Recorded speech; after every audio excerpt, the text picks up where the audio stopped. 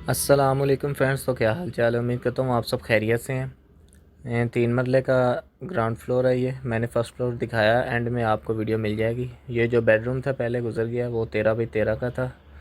और ये सीढ़ियों के नीचे वाला हिस्सा है टीवी लॉन का। ये आप 8 × 6 कर सकते हैं। ये टीवी लॉन है, ओपन किचन है इसके साथ, मतलब ओपन में ही। और इसका जो साइज़ है वह 9 × 20।